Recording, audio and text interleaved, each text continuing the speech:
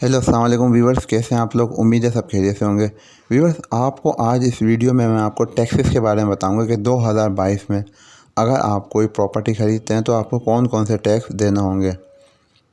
तो यहाँ पर तकरीबन 3 कैटेगरी हैं। अगर हम प्लॉट्स में इन्वेस्ट करें, कंस्ट्रक्टेड होम में करें या फ्लैट्स में करें, तो तीनों के अलग अलग जो है वो अपना परसेंटेज है प्रॉफिट की।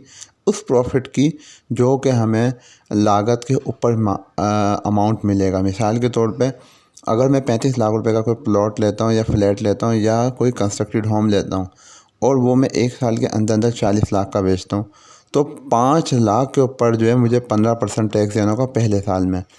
इसी तरीके से अगर उस पीरियड का जो पीरियड होता है वो 2 साल पे चले आता है तो फिर शरह कम हो जाएगी। प्लॉट के ऊपर 12.5%, कंस्ट्रक्टेड होम पे 10% और फ्लैट के ऊपर अपना 7.5%।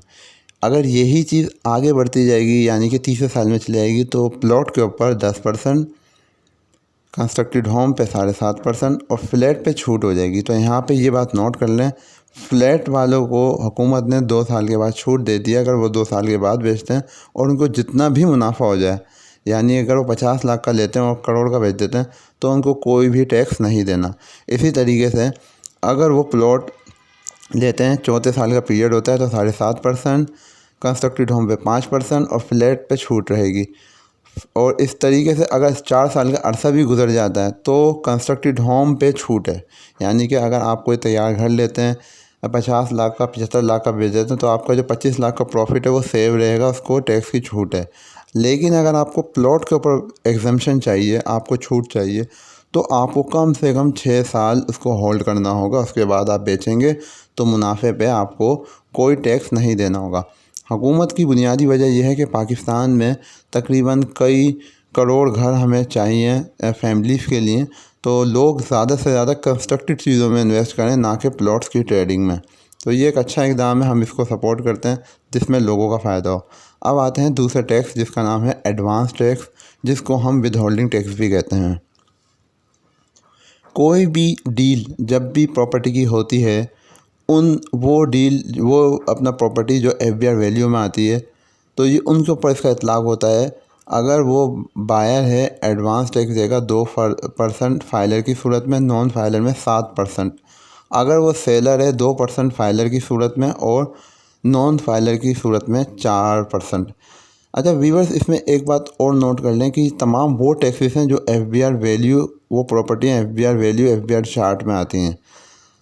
अगर कोई सोसाइटी की है प्रॉपर्टी तो वो फ़िलहाल इसमें नहीं आती। ये सिर्फ वो एफबीआर वैल्यू वाली प्रॉपर्टीज़ हैं जो कि हर साल एफबीआर अपडेट करता है, इनकी रिवाइज़ करके उनका चार्ट निकालता है।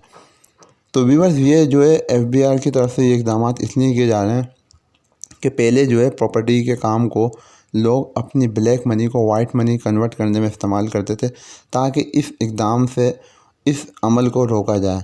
और ये अच्छी भी चीज़ है। वजह उसकी यह है कि टैक्स जितना भी हो हमारे मुल्क में जो है, अभी हम लोगों को मज़ीद तरक्की करनी है तो उसकी बुनियादी चीज़ टैक्स ही है कि जब टैक्स ज़्यादा जमा होगा तो मुल्क ज़्यादा तरक्की करेगा। तो व्यूअर्स, मास प्रॉपर्टी आपको मुख्तलिफ़ सोसाइटीज़ की वीडियोस बना के तो दिखाता है, लेकिन आपको अब हम ऐसी एजुकेशनल वीडियोस भी बना के दे रहे हैं जिससे आपको पता चले कि आपको अगर आपकी प्रॉपर्टी के ऊपर कोई टैक्स बनता है तो कितना बनता है, टैक्स की कितनी इक़साम है। जैसे मैंने आपको बताया, कैपिटल गेन टैक्स और एडवांस टैक्स। तो ये 2 बुनियादी टैक्स हैं जिनको आपको जहन में रखना है।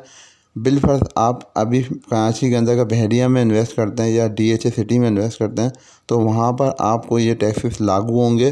तो आपको इन्वेस्ट करने से पहले पता हो कि आपको कितनी किस्म के टैक्सेस अदा करने हैं। इसीलिए अभी ये चीज़ें मार्केट में एब्जॉर्ब नहीं हुई हैं।